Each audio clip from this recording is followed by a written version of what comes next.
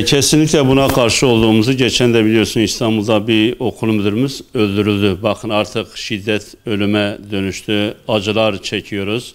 Mutlaka bunun bir yasal düzenlenmesinin yapılması gerekir. Biz de sendik olarak yarın 81 ilde iş bırakma eylemi yaparak bir basın açıklaması yapacağız. Urfa'da da belediye iş merkezinde saat 11'de Cuma günü bir basın açıklamamız olacak. Buradan da ben tüm duyarlı eğitimcilere sesleniyorum. Bu konuda mutlaka destek verip sesimizi yükseltmemiz gerekir. Akabinde de 10 ile 17 Mayıs arasında şiddete karşı imza kampanyası başlatacağız. Bizim buradaki amacımız bu öğretmenlik meslek kanunu içerisine bu öğretmene şiddet maddesinin yerleştirilerek öyle önüne gelenin hakaret etmesi, okulu basması, işte evde hanımına, çocuğuna, eşine kızıyor, gelip hırsını öğretmenden çıkarıyor. Kesinlikle bunun kanuni, yasal bir düzenlenmesinin yapılması gerekir. Öyle elini kolunu sallayan kişiye öğretmene hakaret edemez, etmemesi gerekir. Bununla ilgili mutlaka adli bir yaptırımın olması gerekir ve mutlaka cezaevine gönderilmesi gerekir ki diğerlerine de örnek olsun. Olabilir, bazen okul ile ilgili sorun, sıkıntı olabilir. Bunun şikayet mercileri var, ilçesi var, ili var, adaleti var, mahkemesi var.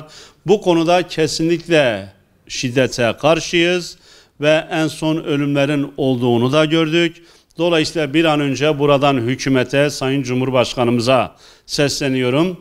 Bununla ilgili bir yasal düzenleme yapılarak mutlaka eğitim camiasının ve tüm kamu çalışanlarının bu tür sıkıntılardan, bu tür şiddetten, bu tür şiddete meyledecek insanlardan kanunen korunması ve ağır yaptırımların, cezaların verilmesi gerekir ki biz bu sıkıntıdan, bu durumdan kurtulabilelim. Yani okul işte mutlaka güvenlik görevlisinin kapıda olması gerekir ve bu tür işe meyleden kişilerin mutlaka herkesin duyabileceği, görebileceği şekilde mutlaka mahkemeye sevk edilip gözaltına alınıp cezaevine mutlaka attırılması gerekir ki böyle bir şeye meyledecek birisi de neyin ne olduğunu görsün ki mutlaka bundan vazgeçmelidir.